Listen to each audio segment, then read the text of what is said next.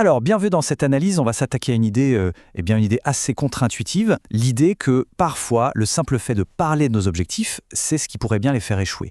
C'est un paradoxe fascinant et on va essayer de le décortiquer. Voilà la grande question qu'on se pose aujourd'hui. Et c'est une question, j'en suis sûr, qui résonne pour pas mal de monde. Qui n'a jamais senti une ambition, un grand projet, perdre un peu de sa magie juste après l'avoir annoncé à tout le monde avec un grand sourire? C'est assez frustrant, n'est-ce pas? Pour essayer de comprendre ce phénomène un peu étrange, rien de tel qu'une histoire. On va suivre le parcours de Simon. Imaginez, un jeune homme, plein de rêves, plein d'ambition, mais qui avait une petite habitude, une manie en fait, qui venait tout gâcher à chaque fois. Ah, Simon, des idées, il en avait à revendre. Une semaine, c'était « je vais ouvrir la plus grande boutique du village ». La semaine d'après, hop, il se voyait maître potier. Et puis, pourquoi pas, constructeur de maisons. Chaque projet était encore plus fou que le précédent. Le seul petit souci, ils avaient tous un point commun, aucun, mais alors aucun, n'a jamais dépassé le stade de l'idée.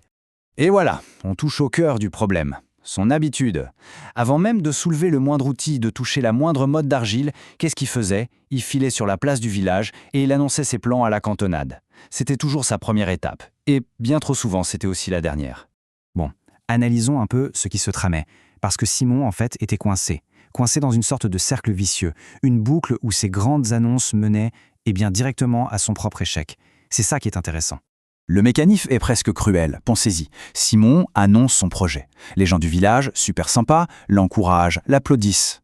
Et là, que se passe-t-il? Simon ressent une vague de fierté, une satisfaction immédiate. C'est comme si son cerveau se disait « bravo, c'est déjà fait ». Il a eu sa récompense avant même de commencer le travail. Et du coup, plus aucune motivation pour s'y mettre vraiment. Et bien sûr, ce n'était pas sans conséquence. Imaginez un peu, année après année. Cet enchaînement d'échecs, ça a commencé à lui peser lourdement, vraiment lourdement. Il avait honte, il ne comprenait pas. Cette phrase, elle dit tout. Ce poids sur le cœur, cette sensation de promettre sans jamais rien accomplir, ça devenait insupportable. Et c'est là, au moment où il est vraiment au plus bas, qu'une rencontre va tout changer. Un ancien du village, un sage, le genre de personne qui parle peu mais qui observe beaucoup, vient le voir. Il lui dit qu'il a quelque chose d'important à lui montrer. C'est ici que l'histoire de Simon bascule complètement. L'ancien ne lui fait pas un grand discours. Non, il utilise une image, une métaphore toute simple mais tellement puissante. D'un côté, une graine plantée en secret, dans la terre, à l'abri des regards. On la nourrit en silence et elle pousse, elle devient forte. De l'autre, une autre graine, posée bien en vue sur un rocher. Tout le monde la voit. On dit « Oh, quelle belle plante elle va devenir !» Mais exposée comme ça, elle sèche et elle meurt. La leçon est limpide. Un projet qui naît, c'est fragile. Ça a besoin de protection, pas d'être mis sous les projecteurs. Et cette sagesse de l'ancien, figurez-vous qu'elle a un nom en psychologie. C'est un vrai piège pour notre cerveau. Le truc, c'est que le cerveau ne fait pas toujours la différence entre une intention et une action concrète. On reçoit des compliments pour une idée et il libère la même dose de satisfaction que si on avait déjà réussi. Résultat, le cerveau se dit « mission accomplie » et il éteint le moteur de la motivation. Il n'y a plus de carburant pour faire le vrai travail. Pour Simon, cette explication, c'est une révélation, un véritable électrochoc. D'un seul coup, tout s'éclaire. Il comprend enfin, pourquoi il échouait tout le temps.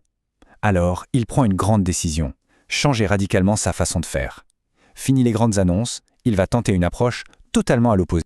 Et son nouveau départ, ce n'est pas un projet grandiose, non. C'est quelque chose de tout simple, de modeste, de concret. Construire une chaise, une seule chaise en bois, mais avec une règle d'or, une seule, et elle est non négociable, le silence absolu. Personne ne doit savoir, pas un mot.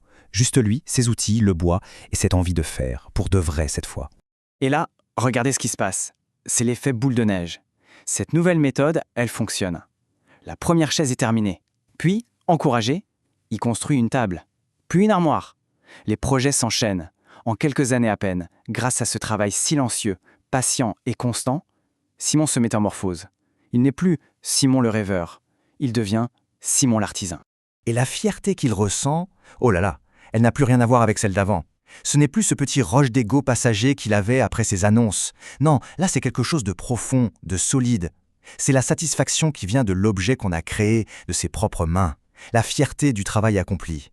Une fierté authentique. Bon, l'histoire de Simon, ce n'est pas juste une jolie parabole. C'est vraiment l'illustration d'un principe psychologique qui nous concerne tous. Alors, quelle est la grande leçon à retenir de tout ça? Alors, pourquoi est-ce que ce silence est si puissant? D'abord, il protège nos idées quand elles sont encore toutes jeunes et fragiles. C'est comme une couveuse. Ensuite, il nous oblige à trouver la motivation à l'intérieur de nous, pas dans le regard des autres. On ne dépend plus des applaudissements. Et enfin, et c'est peut-être le plus important, il laisse le travail fini parler de lui-même. Et ça, c'est la plus belle des publicités. Ça amène forcément à une petite réflexion personnelle. On peut se demander combien de projets, combien de bonnes résolutions qu'on a pu avoir se sont comme évaporés dans la nature juste après en avoir parlé. L'histoire de Simon donne peut-être un début de réponse. Et on va finir sur cette phrase de l'ancien qui est sans doute la plus sage de toute l'histoire. C'est une pensée à garder en tête. Nos rêves, nos ambitions, au tout début, c'est incroyablement fragile. C'est comme une jeune pousse. Et cette pousse, elle a d'abord besoin du silence et de l'ombre de la terre pour développer des racines fortes. Ce n'est qu'après, une fois bien ancrée, qu'elle est prête à voir le jour et à affronter le monde.